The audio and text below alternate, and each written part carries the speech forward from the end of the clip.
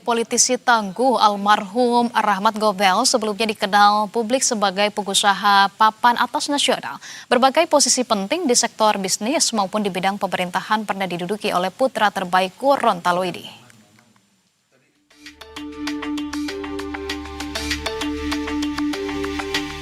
Siapa sangka salah satu pengusaha ulung nasional ini pernah merintis usahanya dari dasar.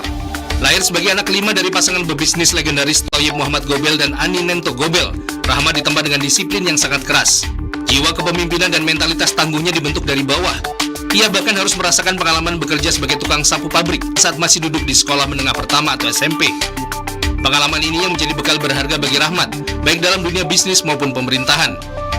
Tak hanya bekal mental, kemampuan akademis Rahmat Gobel juga teruji ketika ia berhasil meraih gelar sarjana bidang perdagangan internasional dari Chuo University Tokyo, Jepang pada tahun 1986, yang dilanjutkan dengan praktik kerja di Matsushita Group Osaka. Sekembalinya ke Jakarta, ia merintis karir manajerial sebagai asisten presiden direktur di PT Nasional Gobel, yang sekarang menjadi PT Panasonic Manufacturing Indonesia. Selanjutnya, ia menduduki direktur utama PT Global Internasional pada tahun 1994 hingga 2014. Di tengah masa jabatannya, ia juga dipercaya menjadi komisaris PT Panasonic Manufacturing Indonesia pada 2002 hingga 2014. Disusul menjabat komisaris utama PT Panasonic Gobel Indonesia pada 2004 hingga 2014, serta komisaris PT Smart Tbk pada periode yang sama. Pada 2008, Rahmat dipercaya menjadi komisaris PT Indosat Tbk hingga 2014. 4 tahun kemudian, ia kembali mendapat amanah sebagai komisaris utama PT Visi Media Asia Tbk untuk periode 2012-2014. Sedangkan sepak terjangnya di dunia pemerintahan dimulai ketika Presiden Joko Widodo menunjuknya sebagai Menteri Perdagangan pada 2014. Ia mengemban jabatan itu hingga 2015. Karir politik Rahmat berlanjut pada pemilu 2019.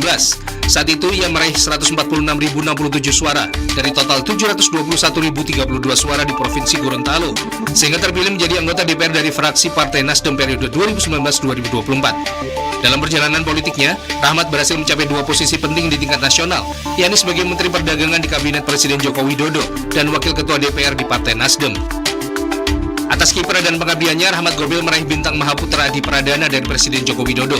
Ia dinilai mampu memberikan lapangan kerja bagi ribuan masyarakat di seluruh Indonesia. Melalui yayasan yang ia pimpin, ia juga telah mengirimkan ratusan generasi muda untuk magang dan kemudian bekerja di industri-industri maju di Jepang. Sebagai pengurus Kadin Indonesia, ia juga telah membuat roadmap bagi pengembangan UMKM dan ekonomi berbasis budaya. Saat menjadi Menteri Perdagangan, Gobel berhasil menjaga pasokan barang dan stabilitas harga selama puasa Ramadan dan Lebaran, serta selama Natal dan Tahun Baru.